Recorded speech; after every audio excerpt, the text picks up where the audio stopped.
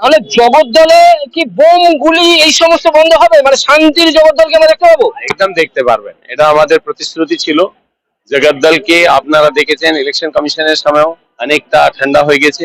এখন double engine সরকার আর আমাদের শুভেন্দু অধিকারীজির কুশল নেতৃত্ব, এই দুটাতেই আপনি দেখবেন পুরো পশ্চিমবঙ্গে গুন্ডারাজ একদম খতম, জগদ্দল একদম ঠান্ডা, ইন্ডাস্ট্রিয়ালাইজেশন হবে, বাচ্চারা চাকরি পাবে, কাজ পাবে, তুলাবাজি, ঘুষ, ভ্রষ্টাচার, কমিশন সব খতম হবে। আপনি ভোটের আগে বলেছিলেন যারা জগদ্দলের দুষ্টুমি করবে, অন্যায় করবে, তাদেরকে গাছে ঝুলিয়ে মারবেন, তাহলে কি করবেন? আমরা ওদেরকে দৃষ্টান্তমূলক শাস্তি দেব, আমরা প্রতিবদ্ধ আছি এটার প্রতি, ওদের বিরুদ্ধে ভালো অ্যাকশন নেওয়া হবে। আর জগদ্দলবাসীর জন্য কি বলবেন? জগদ্দলবাসীকে আবার আমি ধন্যবাদ জানাচ্ছি, তাদের জন্যই আজকে যে পশ্চিমবঙ্গে বিজেপির সরকার এসছে, তাদের অনেক বড় অবদান আছে। এত কষ্ট সহ্য করেও, এত অপমান, এত সবকিছু অত্যাচার সহ্য করেও তারা কিন্তু কোনো মতোই তাদের মনোবল সবসময় রেখেছে এবং বিজেপিকে আনিয়ে দিয়েছে। আমরা তাদেরকে ধন্যবাদ দিচ্ছি। Thank you.